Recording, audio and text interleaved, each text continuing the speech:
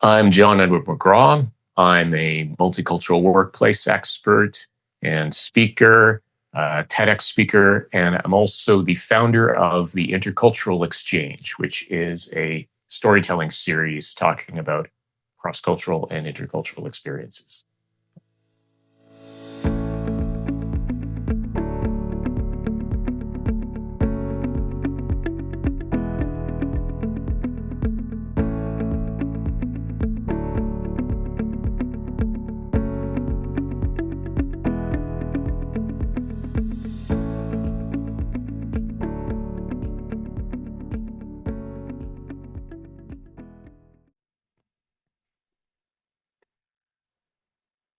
A very good question.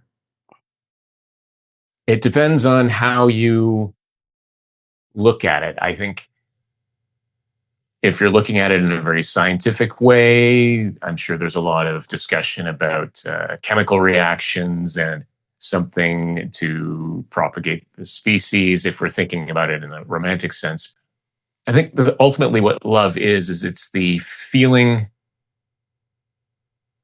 that someone is of great value to you, and in some cases is more important to you than yourself.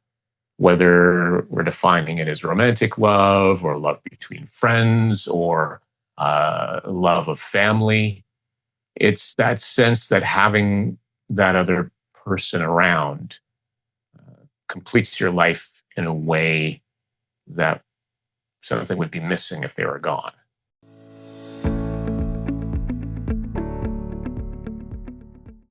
I'd say it helps us to feel more whole. Again, it comes from the idea that we are social animals, human beings. And even those of us who like to spend time alone, I think it's very rare for those of us who want to be completely alone by ourselves.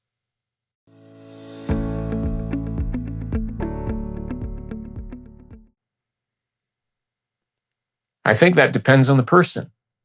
Some people can talk about that moment when there was that love at first sight, which again, maybe you could connect that to science, chemical reactions. I think for other people, it's something that builds up over time. Once you get to know people better, you get to know the other person better, whether that's love of a friend, love of a romantic partner. So some people it would say yes, others would say would probably need to take some time. I think in my case, uh, it sort of built up over time with my wife. There was certainly an initial sense of attraction, but whether or not that was love initially or just an attraction, I think what our relationship has come into over time is a greater definition of love than maybe what it was at the very beginning.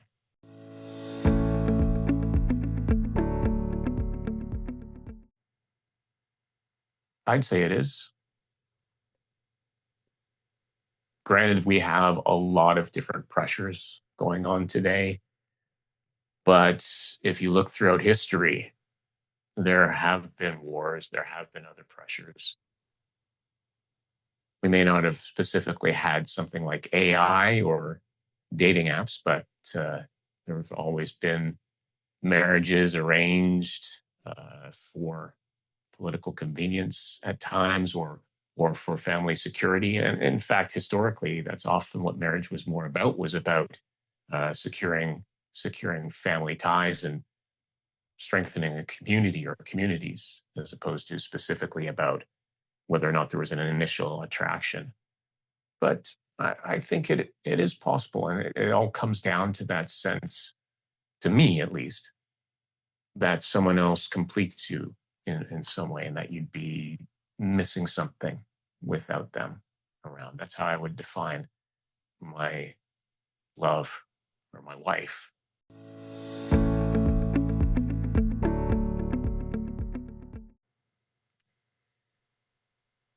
I'm not sure that it's a question of love itself being different. I think it's more a case of how it's expressed. what's considered. In If we think about culture, for example, in North America, or in a lot of popular culture that's put out by popular culture, Hollywood movies, television shows. Uh, it's love is defined as this initial attraction that happens, and fate, and so on and so forth. And this has been shown in, I guess, other popular entertainment from the past as well. But and in that case, if we're talking about expressing love, it's the idea that you have to declare it and show it through big, grand gestures and sacrifice and so on.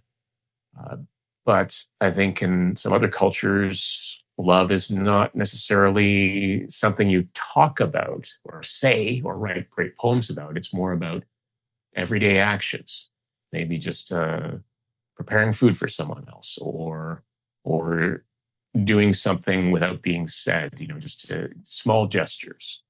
So I think it's more about expressions of love rather than what the core feeling is.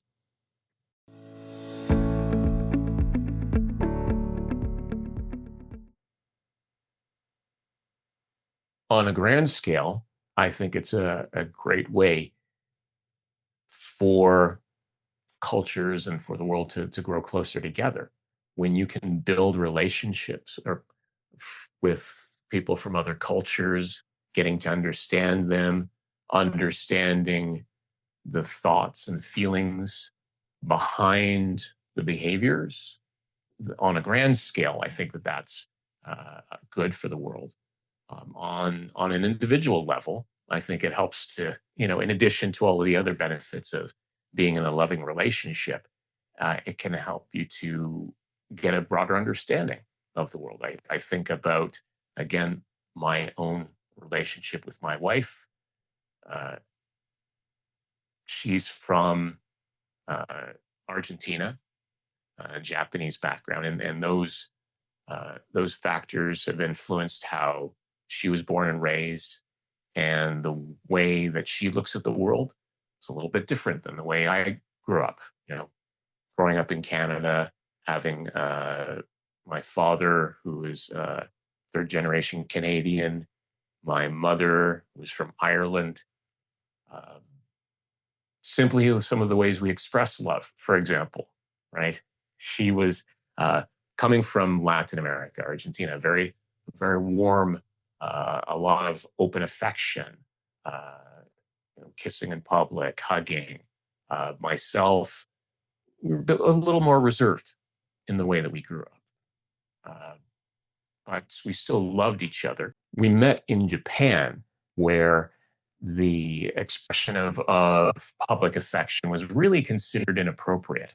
So in that situation, it was something kind of having to navigate a bit about what was appropriate, what wasn't. But we still loved each other, and it was a great way to learn. And I became a bit warmer as a person as a result, expressing not just my love to her, but also with my friends and family. I feel more comfortable hugging now, for example, than I did. And I think that, just like any kind of relationship, getting exposure to different ways of thinking, different ways of expressing yourself, if you're open to it, it's an opportunity to grow, in addition to all the other benefits of being in a loving relationship.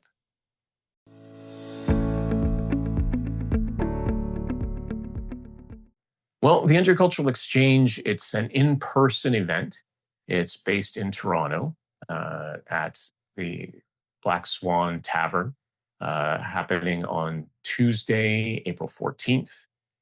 So it's a storytelling series. The series is the Intercultural Exchange, and Love Beyond Borders is the theme of the very first event. So we will have four speakers. Uh, each of them has had experiences with a romantic partner from another culture. So they're going to tell stories about maybe some of the challenges that they had, or uh, different aspects of the relationships that they had with someone from another culture. There's humor involved, maybe some heartbreak, and I think that people are coming in with an open mind and are interested in hearing these stories and understanding some of the challenges that happen, and the ability to go beyond the uh, the expressions of different behaviors to understand the meaning uh, beneath what the person is really expressing. Then they can walk away with a new perspective. So it's an opportunity for people to share these stories, because in a way, a lot of intercultural discussions have been in the academic sphere. We were talking about lots of frameworks and models, and I wanted to create something where there was more discussion just between people who aren't part of that academic discussion every day, particularly in a city like Toronto, which is so mixed, and in a world where we have 1 in 3 marriages that are intercultural. I think there's a necessity, because there are a lot of misunderstandings that happen, and this series is a way of addressing that. And if you come and watch it, then it's an opportunity maybe to learn that, hey, this has happened to me too, and I'm not alone.